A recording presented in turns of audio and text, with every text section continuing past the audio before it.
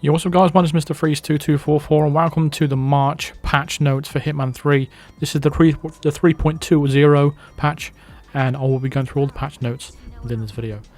So, from the very top of the patch notes, it says that the Season of Greed in Hitman 3 starts today with the arrival of the March patch, and it's an important one.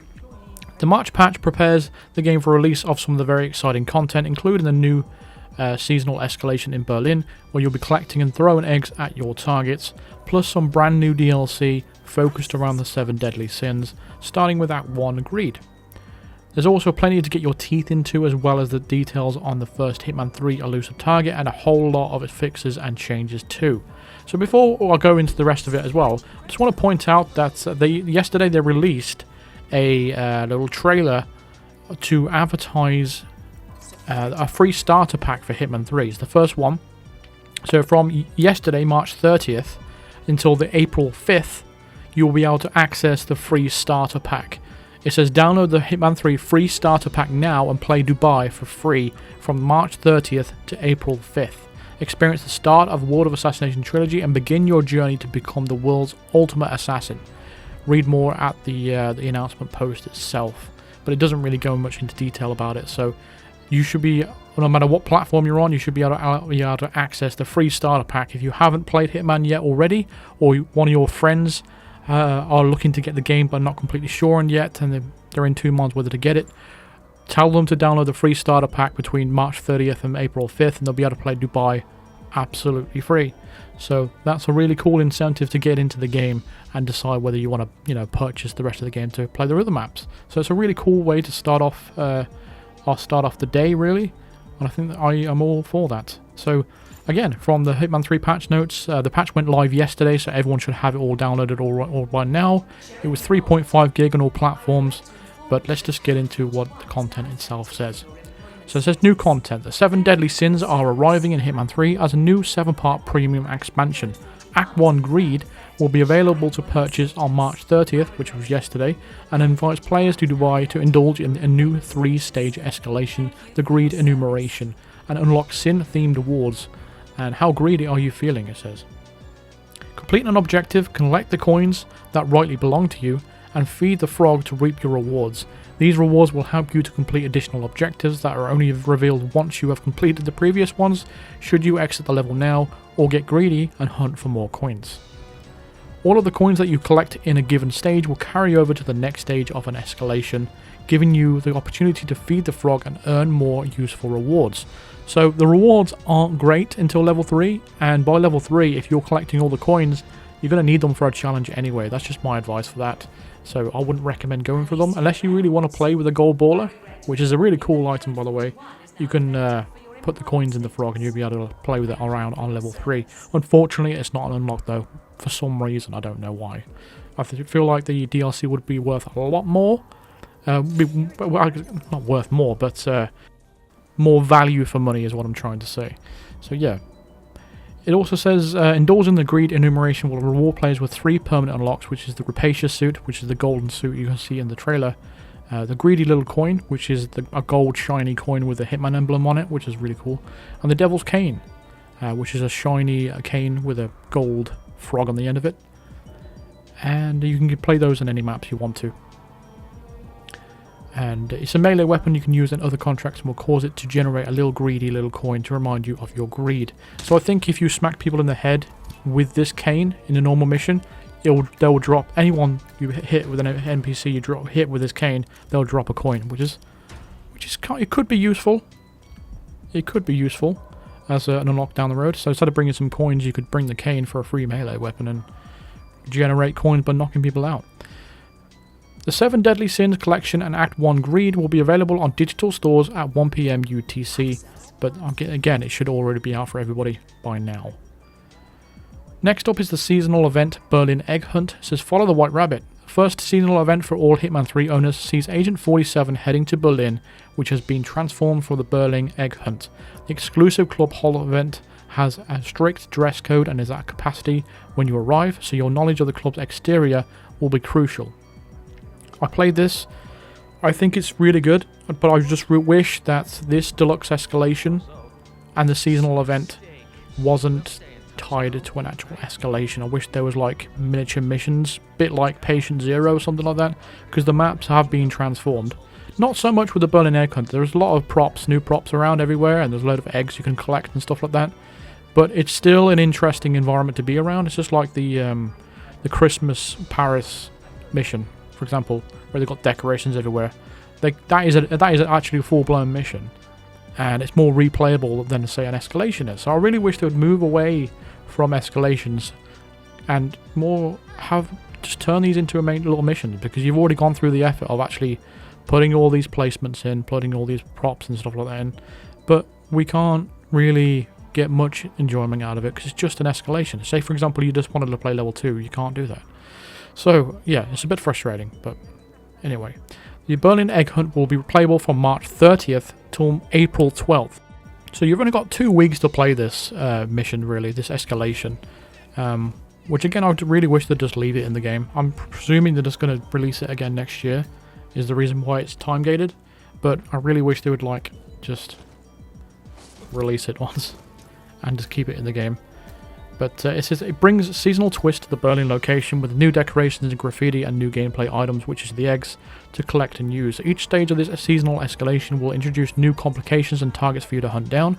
Participate in the event and you'll unlock the Raver suit to show off your love for techno. So it looks like a Raven suit jacket with a hoodie, and it looks alright. It's not too bad. I don't mind it. It's got gloves with it as well, so it's instantly better than the smart casual suit, but it's closely represented to that suit. So if you like the smart casual, you'll definitely like this new suit.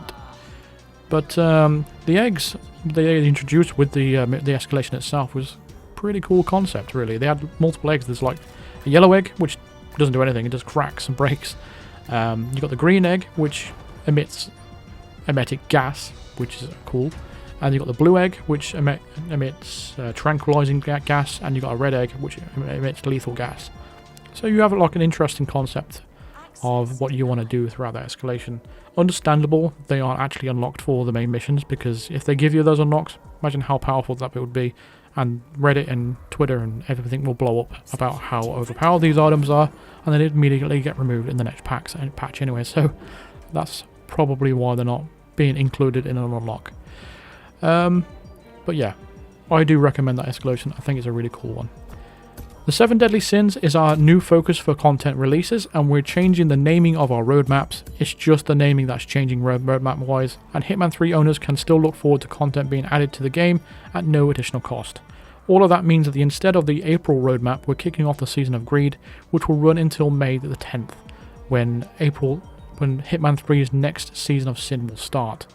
May 10th, that's like 6 weeks. Damn. So we're planning to reveal the full content preview, including a trailer for our Season of Greed in the first full week of April. Look out for that. Get more details about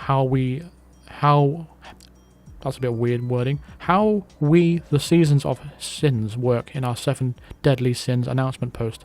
Say that 10 times fast. Hitman 3 Elusive Target. The countdown for the first Hitman 3 Elusive Target starts with the release of the March patch. You'll see a ticking clock in the menu counting down to April 9th. The collector will arrive in Dartmoor for 10 days. So it's our first Hitman 3 Elusive Target. It's available next Friday.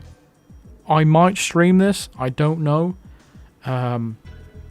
Somehow some people are already getting access to this Elusive Target somehow on PC, but I don't want to go into that all kind of stuff. But I don't know whether to stream this or not, or just put a video out as soon as possible. I'm in 2 minds about it. Obviously people are going to tell me to stream it, but I don't know. Because usually I would probably figure this out in 10 minutes. And I'd want to get the video done straight away there and then. But for the sake of the streams, I'd feel like I'd have to stay for at least an hour before I would get off and stream. And in that time, you know, I'm one of those people that really wants to upload one of the first videos before anyone else does. But I don't know. I think I'm in 2 minds about it yet. I'm in 2 minds about it, but enough of the rambling. Anyway, moving on, it goes on to mention the Hitman 3 starter pack, and which is stuff that we've spoken about before. But going into the main crux of everything, this is the general updates, stability improvements. We've resolved several issues that could cause the game to crash, or in rare cases cause endless loading. Requiem. The Requiem pack is back. and included in the Hitman 1 Game of the Year Access Pass. Any Hitman 3 owners who have installed the Hitman 1 Game of the Year Access Pass will also have access to the 3 items including the Requiem pack. So you do get the Requiem suit, which is the all-white blood money suit, which is buttoned up.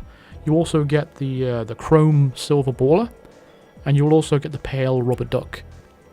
And the chrome silver baller actually looks spicy in this game. It looks really good. I think it's now the best looking pistol in the game compared to, I mean, my most favourite I've been using recently is the short baller, but this chrome, ICA chrome, I'm going to use that all the time now. It looks so cool. The suit, however, I don't know, it looks like 47's wearing a few jumpers underneath the suit. Or, what do you call it? Sweaters, if you are from America. But yeah, that's what it looks like. It looks odd for some reason. I don't know why. Moving on, trophies/achievements. We've resolved several issues that could prevent players from unlocking the following trophies, which is the Shortcut Killer, Dune Rider in Dubai, Full House in Dartmoor, Rich Harvest in Mendoza, Future Shock in Chongqing, and Pure Poetry from Han-Tu Port Sniper Assassin mission. Additionally, fixes for the following challenges that are required to unlock some trophies and achievements have also been implemented in Discover Dubai and Discover Mendoza. So when you have to discover the locations of different items and the challenges wasn't working or popping for you, that should be fixed now. Players that have been affected should unlock the relevant trophies/achievements when they launch the game after installing the patch. We know some players are also having issues with other trophies and achievements. We're tracking and working on updates for those. So they haven't fixed everything related to that yet, but they have done some significant work. Next one is frame rate unlocked. Xbox One, Xbox One S, and Xbox One X users can now toggle between a locked 30 FPS or an unlocked frame rate. Locked is the default option. In testing, we've hit a very consistent 60 FPS on Xbox One X across all 3 games in the trilogy, with only occasional dips. Trinity guns. We've resolved an issue where a white floating attachment could be seen on the weapons in the Trinity pack pre-order bonus guns. I've personally seen this. It looks like a little scope above the gun. It looks really weird. It just floats above the gun. Strange. Leaderboards. We've resolved an issue that could cause players to see erratic leaderboard positions after completing a mission. In some cases, this would show players that they performed worse than the entire leaderboard, i.e. 501 out of 500. Default disguise. We've resolved an issue that could cause 47 to start in a suit, even when a starting location with a forced disguise was selected. This could cause him to be immediately suspicious in some circumstances. That actually sounds quite good, actually. I quite like that idea for some reason. Personally never experienced it myself, but anyway, it's too late now. It's been fixed. Silenced guns. We've resolved an issue that could cause the sound effects of the Bartoli 12-gauge shotgun and the Shaska A33, which is the assault rifle, to not play when they are fired by NPCs. That's an odd one, but that's been fixed. Wall pop. We've resolved an issue where the piercing perk was not properly displayed on the ICA Bartoli Woodsman hunting rifle covert. And you know what they've done to actually fix this problem? They have actually removed the entire sniper rifle from the game. You can no longer use that sniper rifle. It's my favourite sniper rifle, and it's no longer available to use in the game. I mean, the Golden Dragon is basically the same sniper rifle, and I only use the Woodsman because I like the scope a lot better than the Golden Dragon.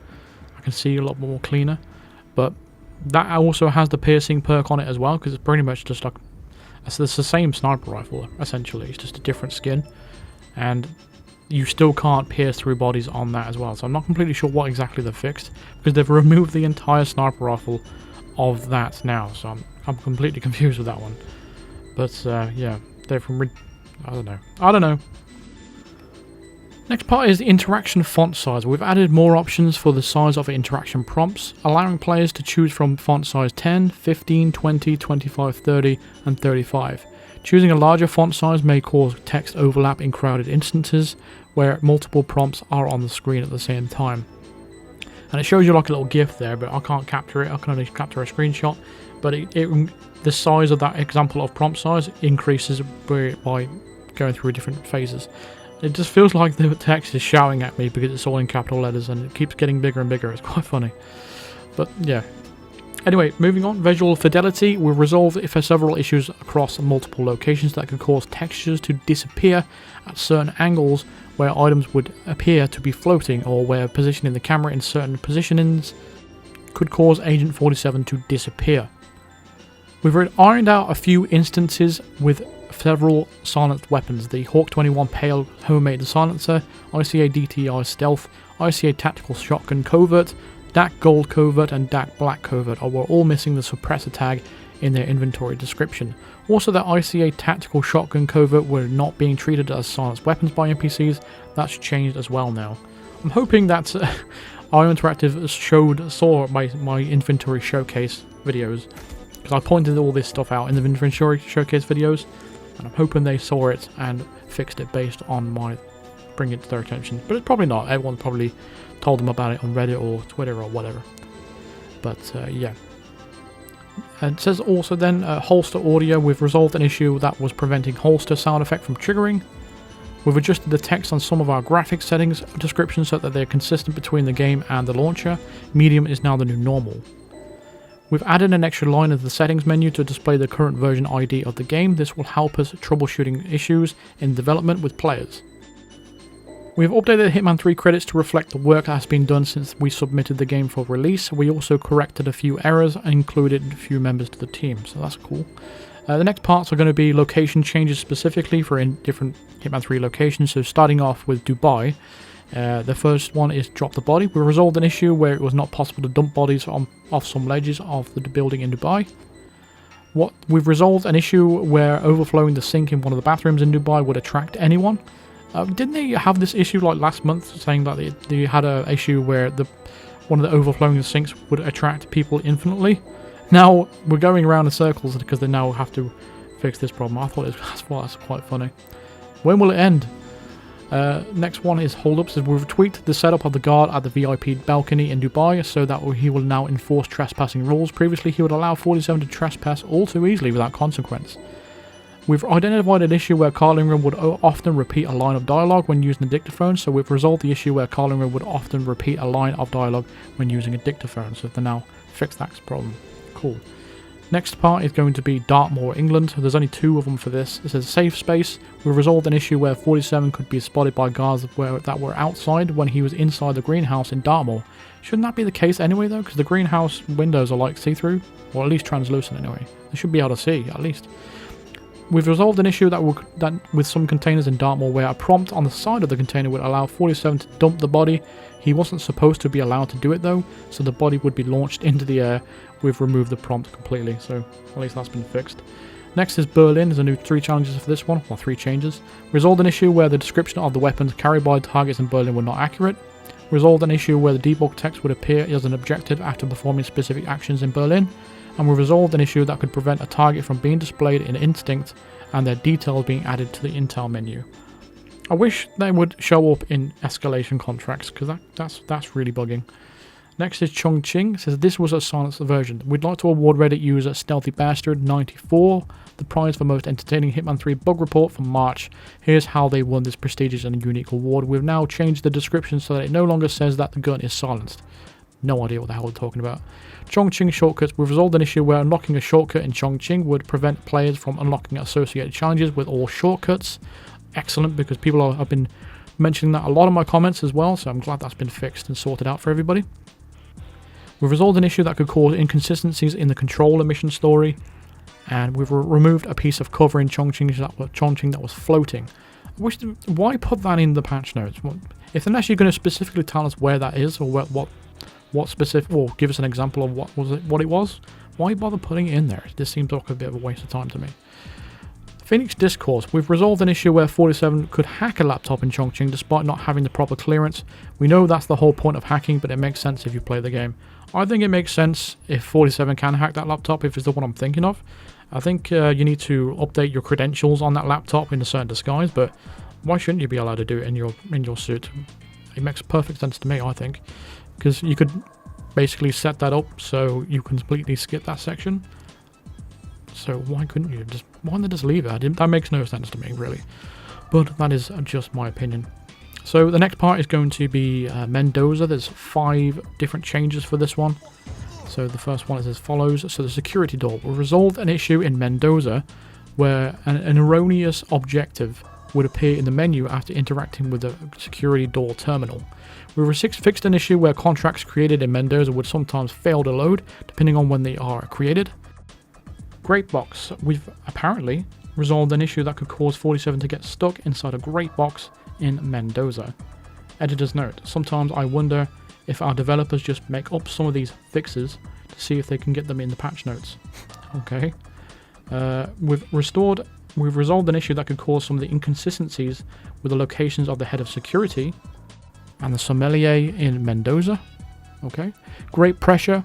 We've resolved an issue where some bodies could not be contained within the great pressure. So that was it for Mendoza. So they've got one change for Carpathia Mountains. We've resolved an issue that could cause lighting issues in the environment, including the water. So the next part is going to be the legacy location changes in Hitman 1 and Hitman 2.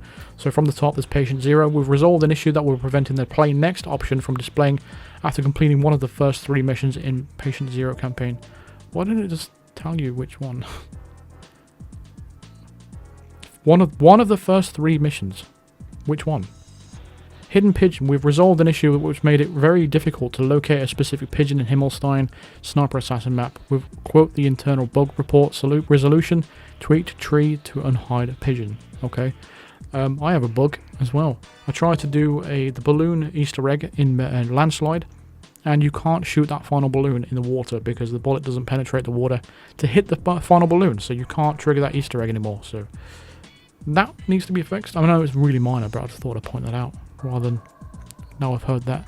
Next is beach rest. We've resolved an issue where one particular guard on the beach wouldn't react to an exploding truck. Lazy. Do they mean Hawke's Bay? Okay. Miami zoom. We've resolved an issue that could cause visual issues when zooming in with a sniper rifle in Miami. What about the visual issues with some other sniper rifles that have unnecessary amount of bloom? For example, the Leviathan. Like if you use the Leviathan on Whittleton Creek, for example, it looks terrible. Like it's blinding. Stickman. We've resolved an issue in Santa Fortuna where some trees were lacking collision properties and 47 could walk or jog right through them. Yoga guard. We've resolved an issue which one specific guard in Mumbai would hold his weapon above his head with twisted arms. We've resolved an issue that could cause clipping on the hood of the elite guard outfit in Auto Skill. Thank you. That bothers the heck out of me, and it bothers a lot of people as well. I think it was included as well as the what is that suit called now? The Archean suit. Yeah, that had the same issues as well. Bank mirrors. We've resolved an issue that made it impossible to shoot through the mirror between the conference room and CEO's private room in New York. That was a part of a challenge. I'm glad that's fixed because a lot of people complaining about that as well. Next set of fixes is going to be based on the virtual reality, which is PSVR. And it says VR crash fixes. We've improved stability, resolving several issues that could cause the game to crash when playing in VR. We've resolved an issue where Agent 47 would consistently fall off the map when vaulting the rail in Dexter's balcony when playing in VR. We've tweaked a few things to reduce the flickering that could occur on some of the rooftops in Berlin and some plants and hedges in Dartmoor when playing in VR. We've tweaked the measuring tape items so that it looks better in 47's hands when playing in VR. So that sums up everything for... Well, it doesn't sum it up, but that completes everything for the VR section. Next, platform-specific changes to the Nintendo Switch. We resolved an issue that could cause players to experience frequent disconnects. So the people that were playing escalations or featured contracts and were getting disconnects all the time, which forced them to restart because there's no save points. This will be a very good fix for them. Platform-specific changes for the Google Stadia. We've resolved an issue where it might be displayed as a button prompt. The three question marks are displayed as a button prompt when attempting to take a photo, depending on the assigned button. We've resolved an issue that could cause the game to crash when progressing from the guided training to a free-form training. And we've resolved several issues that could cause the game to crash when performing various actions, shooting guards in the Himmelstein, shooting plastic bottles in Dubai, and when shooting a camera for a few other instances. And finally, that's wrapping up all the patch notes, but finally on here, it shows the known issues that they are aware of and they are currently tracking to get fixed. It says, we've listed some of the most talked about Hitman 3 topics here to keep you updated on their progress. This isn't an exhaustive list, it's just one that will be added over time. So the first thing it says is HDR. We're investigating and working directly with players that have reported that HDR implementation isn't optimal on some setups. Isn't that like down to the monitor and stuff like that people use on the hardware and stuff? Because it depends on how bright your monitor is. For example, mine's 1000 nits. Some of the people's monitors are probably only 400 nits or 600 nits or whatever it is. It all depends on the peak brightness and stuff like that, surely. And you need to get it calibrated and all that kind of stuff. So I don't understand how they're going to fix that problem. I don't know. Shoulder camera. Removing the option to change of which 47's shoulders that the game camera is located behind was intentional. This is now only possible when in combat. We're aware of player feedback on this choice and will share any updates here. This isn't just a toggle that can be added back in and it can't be changed quickly. You literally can do it with Cheat Engine on PC. So I'm not completely sure what is meant there. It isn't just a toggle that we can add back in. You can literally use Cheat Engine for it on PC. So I'm not completely sure why they said that. Anyway, audio cutoffs. We're investigating an issue that could cause background music to abruptly stop playing during gameplay. Oh yeah, that really drives me crazy. Sometimes you'll hear a nice piece of music and then you'll go to a next section and it will just completely cut off. It like ruins the immersion completely. We're aware of several players having issues unlocking the following challenges. Showstopper, you're in for it. Cleaning up, the jig is up, electric boogie, amongst others. They're all tracked. I'm guessing it's going to be the Mendoza State Wines Challenge as well. It's going to be included in that because apparently that's not been fixed yet either. So hopefully they're fixed in the next patch or so.